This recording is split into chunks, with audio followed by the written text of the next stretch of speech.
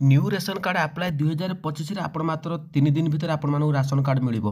तेबे 3 दिन भितर केमिति आपण माने राशन कार्ड पाइबे कोन रहिछि पूरा अपडेट मु आपण मानकु बतै देबी। तेबे वर्तमान समय आपण माने भाबुतिबे जे गोटे कन्फ्यूज होइबे 3 दिन ले केमिति राशन कार्ड मिलिबो। तो देखंतु पूर्वरु जहा थिला आपण माने 2025 रे किंतु सबुटार सब बेले भिन्न भिन्न गोटे प्रयास रे चलछि केमिति लोक माने बा जो ओडिसा र जनसाधारण माने केमिति अल्प कम खूब कम दिन ले तांकर जो काम गुड़िक रही जे कौन काम ऑफिशियल काम हो ताको खूब कम दिन सर तेज चलतु राशन कार्ड केमी 3 दिन में पाइबे कौन नुआ डॉक्यूमेंट आसीज आपण मान अप्लाई करने पूरा अपडेट मुझे बतईदेवी। चैनल को जब नुआ अच्छे चैनल को देखूँ वीडियो भल लगे चैनल को सब्सक्राइब करूँ। तेज चलतु मुझे पूरा अपडेट आपको बतई दूँ। तेबे किसी अपडेट आपण मैंने जानी ये हूँ राशन कार्ड आप देखिपे इ केवाईसी सरिबा परे आपण मैंने देखिए इ केवाईसी सरिबा परे आवेदन पर पोर्टाल खोल मुख्यमंत्री। तेबे ये जो पोर्टाल खोल तो बर्तमान समय कौन पूरा अपडेट मुझे बतईदेवी। तो नुआ अपडेट आसिले आपण मानकु जे 3 दिन भितर मिल पूरा अपडेट मुझे बतईदेवी। भिडियो स्किप करूँ ना जब स्किप करेंगे तेज आपने किसी बुझीपारे ना। तेबे ये मुझे कही रखुची। तेबे ये आप देखिपे जो रही आमर ना आयकर दाता नेउथिले राशन एभली चांचल्यकर तथ्य देउछन्ति जोगाण मंत्री कृष्णचंद्र पात्र। तेबे जो जोगाण मंत्री अछन्ति पूर्व सरकार समय देखिथिबे आयकर दाता माने राशन कार्ड पाउथिले बोली मंत्री कहिसेंति। किंतु वर्तमान देखंतु 2024 पूर्वटू अनेक राशन कार्ड मध्य नुआ हिताधिकारी जोड़ी होनुथिले किमिति जेमिति वर्तमान समय देखंतु तो पूर्व बा मासे 1.5 मास पूर्व ही नूतन राशन कार्ड जो मैंने अप्लाई करते से मिल जाइए। तो आपण मैंने समस्त भी जानते किंतु 2025 रे अप्लाई पे आपण मानकु नुआ प्रोसेस मात्र 3 दिन भितर मिल।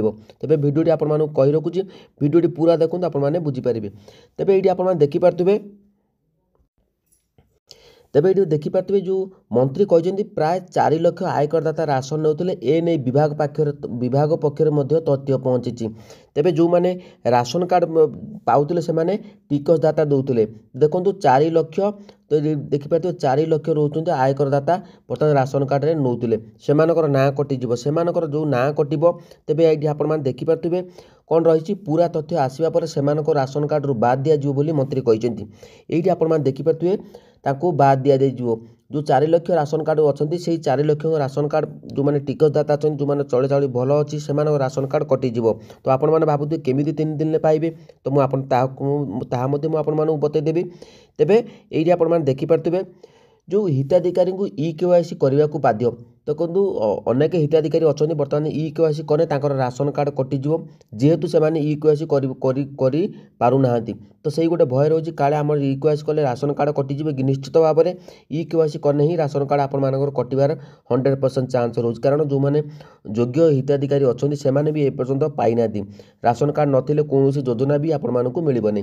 तेबे खाद्य खाउटी जोगाण विभाग पक्षरु समस्त हिताधिकारी लगी यही निर्देशनामा जारी करा जायछि। जदि राशन कार्डधारी इ केवाईसी करूना तेबे सेमानकु राशन मिलबार असुविधा होई पारे। तेबे इ केवाईसी सारिबा परे नुआ आवेदन पाई पोर्टाल खोलिबो बोली मंत्री कहिसेंति। प्राय 41 लाख वर्तमान सुधा मध्य इ केवाईसी करिनाहांती। अधिक गुरुत्वपूर्ण तो रही मु आपण मानकु बतई दोछि। तो कौन रही आपण माने भाबुथि 3 दिन केमिति पाइबे। तो ये कौन मेंशन कराई आपण माने बुझी पारले।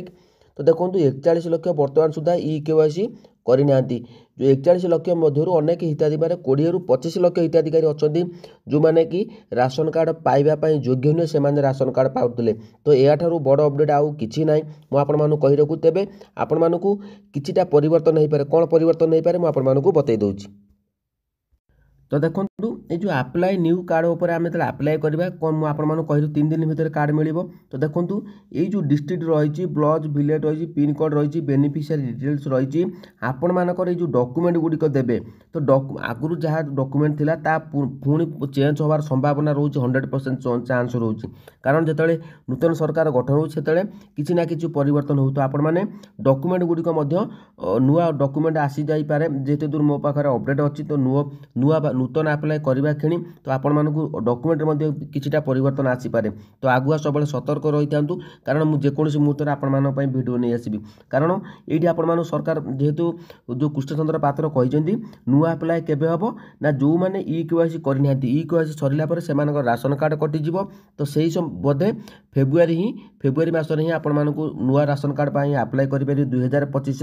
तो एबे राशन कार्ड ना आड हेउनी कि आपण मानकर ନା ନୂଆ ଯେଉଁମାନେ ଆପ୍ଲାଏ ବା ନୂଆ ରାସନ କାର୍ଡ଼ କିଛି 1.5 ମାସ ପୂର୍ବରୁ ମିଳିଥିଲା ସେମାନଙ୍କର ମଧ୍ୟ ନୂଆ ଆର୍ଡ଼ ମେମ୍ବର ହେଇପାରୁନି, କାରଣ ଫେବୃଆରୀ ମାସ ସୁଦ୍ଧା ଯେଉଁ EKYC ରହୁଛି, EKYC ଜାନୁଆରୀ ଭିତରେ ଆପଣମାନେ କମ୍ପ୍ଲିଟ୍ ହେଇଯିବ। ଜାନୁଆରୀ ପରେ ଆପଣ ଫେବୃଆରୀ ମାସରେ ଯେଉଁ EKYC କଲା ପରେ ଅନେକ ହିତାଧିକାରୀ ଓଡ଼ିଶାରୁ ମଧ୍ୟ ଏଥିରେ କଟିଯାଇପାରନ୍ତି, ଚାନ୍ସ ରହିଛି। କାରଣ ଅନେକ ରହିଛନ୍ତି ଯେଉଁମାନେ କି ସରକାରୀ ଚାକିରି ଅଛନ୍ତି ବା ଘର ଚଳାଚଳି ଭଲ, ସେମାନେ ବି ରାସନ କାର୍ଡ଼ ନେଉଛନ୍ତି। ତ ସେମାନଙ୍କ ରାସନ କାର୍ଡ଼ କଟିଲେ ଆପଣମାନେ ନୂଆ ରାସନ କାର୍ଡ଼ ଯେଉଁମାନେ 2025ରେ ଆପ୍ଲାଏ କରିବେ 3 ଦିନ ଭିତରେ ଆପଣମାନଙ୍କୁ ରାସନ କାର୍ଡ଼ ଦିଆଯିବ। ତାହାର ବ୍ୟବସ୍ଥା ମଧ୍ୟ ଅଲରେଡ଼ି ହେଉଛି, କାରଣ ଆଉ ସେଭଳି ନାହିଁ ଯେ ଆପଣମାନେ ବର୍ଷ ଧରିକି ଅପେକ୍ଷା କରିବାକୁ ପଡ଼ିବ ଆପ୍ଲାଏ କରିବା ପରେ। କାରଣ ବିଜେପି ସରକାର ଯେହେତୁ ଇଲେକ୍ସନ୍ ପୂର୍ବରୁ ସେମାନେ ଯାହା ବି ଅପଡ଼େଟ୍ ଦେଉଛନ୍ତି ତାକୁ କିଛି ମାତ୍ରାରେ ପାଳନ କରୁଛନ୍ତି, କ'ଣ କରୁଛନ୍ତି ଆପଣମାନେ ସମସ୍ତେ ବି ଜାଣିଥିବେ। ତେଣୁକରି ସେମାନେ ଚାହୁଁଛନ୍ତି କେମିତି ଓଡ଼ିଶାରେ ପୁଣି ଶାସନ କରିବେ, ତ ସେଥିପାଇଁ କିଛି ନା କିଛି ଅପଡ଼େଟ୍ ଆଣୁଛନ୍ତି ଯେଉଁଟାକି ଆପଣମାନଙ୍କ ପାଇଁ ଭଲ ହେବ। ବି ଭଲ ହେବ ତ ଆପଣମାନେ ସମସ୍ତେ ବି ଜାଣିଥିବେ।